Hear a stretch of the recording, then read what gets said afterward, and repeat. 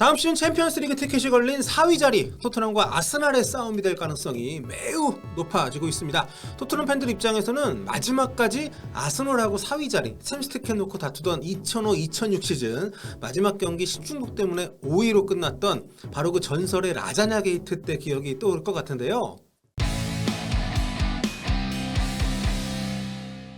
안녕하세요, 볼리TV 성욱입니다. 두 팀이 맞붙는 북런던 더비, 지난번 아스날의 요청으로 연기가 됐었던 22라운드 경기 일정이 아주 절묘한 시기로 결정이 됐습니다. 이 얘기는 차차 하기로 하고, 토트넘이 뉴캐슬전 대승을 거둔 뒤 토트넘의 최종 탑4 진입 가능성에 영향을 미칠 수 있는 아주 중대한 변화들이 있었기 때문에 그 얘기부터 시작을 해보도록 하겠습니다.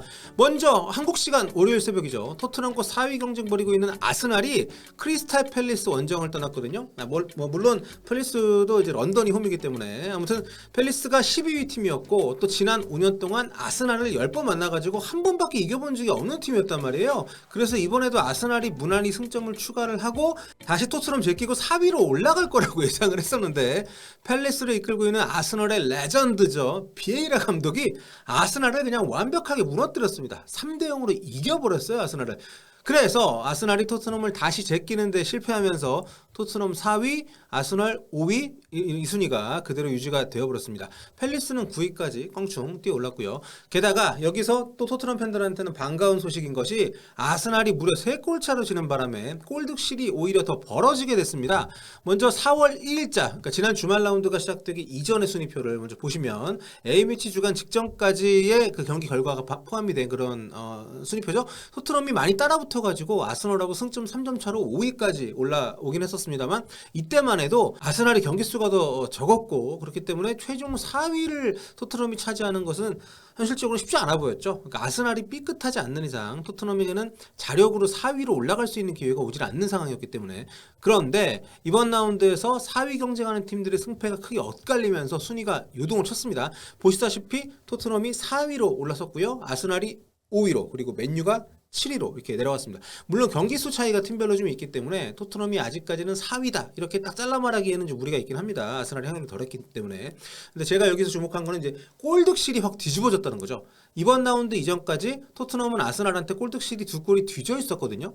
그런데 토트넘이 뉴캐슬을 4골 차로 잡고 아스날이 팰리스한테 뜻밖의 3골 차로 지게 되면서 골득실이 완전히 뒤집어졌습니다. 토트넘이 오히려 5골을 앞서 나가게 된 거예요. 이게 별거 아닐 것 같아 보일 수 있습니다만 굉장히 중요합니다. 지금 토트넘이 8경기, 아스날이 9경기 이렇게 남아있는데, 이 경기들을 이제 치르는 동안에 물론 6, 7, 8위에 있는 팀들이 뭐 쫓아 올라올 수 있습니다만, 아무튼 지금 3위는 첼시가 승점이 그래도 좀 있기 때문에 지난 라운드에 정말 브렌트포드에게 참패를 당하긴 했습니다만 경기 수도 더 많이 남아있고, 일단 뭐 첼시까지는 제끼기가 어렵다고 보면 4위 토트넘부터 8위 울버햄튼까지 승점이 이 5개 팀이 5점 차이밖에 안 납니다.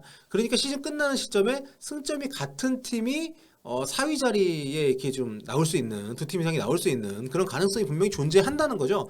이렇게 만약에 최종 승점이 같은 팀들이 나오게 되면 어떻게 순위를 가르는지 제가 지금 보여드리고 있는데, 가장 우선적으로 적용이 되는 건 당연히 이제 승점이고, 그 다음이 골득실입니다. 그리고 그 다음이 다득점, 그 다음은 상대 전적. 그러니까 순위가 같은 팀들 간의 상대 전적. 그러니까 토트넘이 한동안 골득실이 많이 안 좋았었는데, 근데 이번에 웨스트햄하고 뉴캐슬 상대로 다득점 하게 되면서 8골 넣었죠, 두 경기에서. 골득실뿐만 아니라 다득점에서도 4위 경쟁 팀들 가운데서 가장 우세한 그런 위치까지 좀 올라오게 된 겁니다.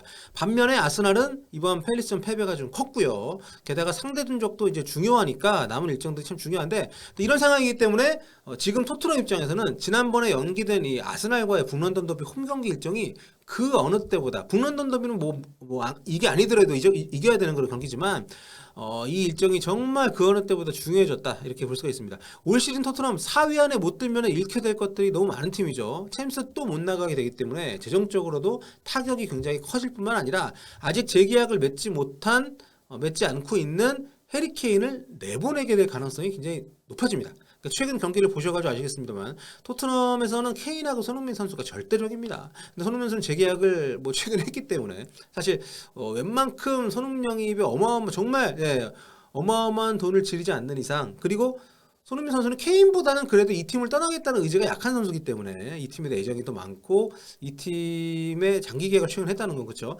그래서 아마 이번 북런던 더비는 해리케인이 이 팀의 레전드로 계속 가느냐, 떠나느냐 이걸 결정할 수 있다는 거죠. 그래서 아무튼 오랜 시간이 지난 뒤에까지도 굉장히 좀 많은 사람들이 생생하게 돌아볼 수 있는 그런 경기로 남게 될 정말 레전드 경기로 남게 될 가능성이 아주 큰 단순한 한 경기 이상의 그런 시합이 될 겁니다.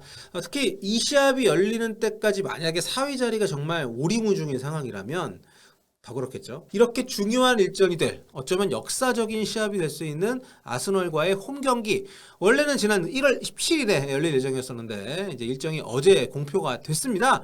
아주 치명적인 순간에 날짜가 잡혔어요. 우리 시간으로 5월 13일 그러니까 금요일 새벽 3시 45분. 이 시간이 한국 팬들 보기엔 너무 좀 쉽지 않은 시간입니다만 아무튼 각각 두 경기씩 남겨놓은 상황에서 맞붙는 거기 때문에 지금 어느 한 팀이 갑자기 무너지지 않는다면 이 경기 이전까지 4위 자리는 결정이 안 되어 있을 가능성이 매우 높습니다. 그래서 한마디로 사실상 4위 결정전이 될 수 있는 그런 시합이라는 거죠.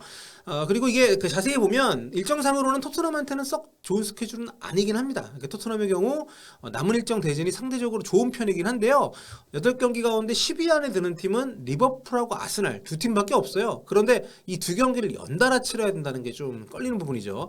작년 연말에 이번 시즌 첫 대결 홈 경기에서는 리버풀을 상대로 토트넘이 굉장히 좋은 경기를 했습니다. 손흥민 선수가 동점골을 넣으면서 2대2 무승부를 기록할 정도로 잘 싸우긴 했는데 내용이 좋아서 이길 수도 있었던 경기였죠.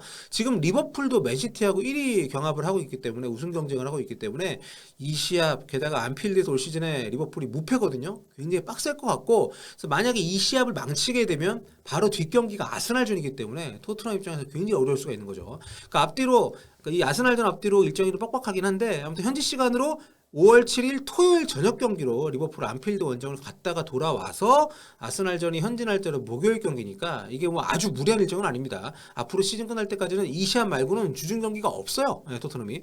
문제는 그 다음 경기인 번리전이 아스날전 끝나고 사흘 뒤에 한다는 건데 한 경기 한 경기 로테이션 없이 지금 주전 풀 가동해가지고 매 경기 결승전처럼 해야 되는 토트넘 입장에서는 상당히 부담스러운 일정이죠. 그래도 뭐 이렇게 대진 놓고 비교하면 토트넘이 아스날보다는 나은 편이에요. 토트넘은 리버풀, 아스날 말고는 다 하위 팀인데 아스날은 첼시, 맨유, 토트넘, 웨스트햄 이렇게 현재 순위 탑 7 안에 들어있는 팀들 중에서 4팀을 만나야 되기 때문에 그리고 시즌 막판에는 이제 어중간한 순위에 있는 팀들보다는 오히려 강등권 팀들이 좀 더 어려운 상대가 되잖아요. 왜냐하면 잔류를 위한 몸부림을 치니까. 토트넘 같은 경우에 지금 강등권 팀 중에 2팀을 만나는 일정인데 제가 토트넘 일정이 좀 괜찮다고 말씀드린 이유가 뭐냐면 강등권 팀들이 마지막 2경기에 몰려있다는 거죠. 그러니까 지금 만약에 이 두 팀 모두가 그때 강등이 된 상태라면 이미 강등이 확정이 된 상태라면 아무래도 상대하기에는 부담이 좀 덜하겠죠. 근데 지금 승점을 봐서는 그때 이미 강등이 결정되어 있을 가능성이 꽤 높기 때문에 그리고 남은 일정의 상대들 그러니까 현재 순위로 단순 분석을 이렇게 해봐도 남은 팀들의 평균 순위가 아스날이 더 높아요. 토트넘은 평균 12위 정도 되고 아스날은 10위 정도 되기 때문에 아주 큰 차이는 아니라고 합니다만 뭐 시즌 막판이고 또 이제 한 달 반이 더 남아있기 때문에 선수들의 부상이나 또 복귀 여부 뭐 계속 변화가 있긴 하겠습니다만 현 시점에서는 1군 선수들의 어떤 상태 역시도 토트넘이 좀 더 낫다고 볼 수가 있습니다. 토트넘은 지난 주말 기준으로 레길론, 세세뇽, 스킵, 탄강가 이 정도만 지금 빠져 있는데 그나마 지금 레길론하고 스킵 같은 경우는 곧 복귀를 할 것으로 보이고요. 반면에 아스날은 어제 주전 레프트백인 키어런 티어니 선수가 무릎 부상으로 시즌 아웃이 떴고 가나 국가대표인 미드필더 토마스 파티 역시 지금 복귀일이 언제가 될지 모른다는 소식입니다. 도미아스하고 니콜라 페페 같은 선수는 곧 복귀 전망이 있긴 합니다만 아무튼 토트넘은 빠진 선수들의 빈자리를 나름 또 잘 메우고 있긴 하죠. 세스뇽 레길론 빠졌을 때 도어티가 엄청난 활약을 또 해줬고 스킵 빠진 자리는 뭐 벤탄쿠르로 거의 뭐 빠진 구멍 느껴지지 않는 만큼 복귀가 됐기 때문에 반면에 아스날은 좀 아쉬운 면이 있습니다. 티언이 대치자로 나오는 누누 타바레스 선수가 경기력이 너무 헬이어서 자카를 뭐 레프트백으로 돌린다는 얘기가 나올 정도니까 아스날 팬들 걱정이 이만저만이 아닌 뭐 그런 상황입니다. 그러고 보면 런던은 이 누누라는 이름하고는 좀 안 맞는 것 같아요. 자, 그래서 개인적으로는 제가 예전부터 누차 얘기를 해왔습니다만 토트넘의 4위 가능성 분명 꽤 높다. 현실 가능성이 점점 높아지고 있다. 저는 이렇게 말씀드리고 싶습니다. 자, 물론 이 모든 저의 이런 분석, 단원 이게 좀 성립이 되려면 북런던 더비는 무조건 잡아야 되는 거죠. 이거 지면 말짱 도루묵입니다. 자, 오늘은 여기까지 할게요. 다음 시간에 또 돌아오겠습니다. 꿀뻑.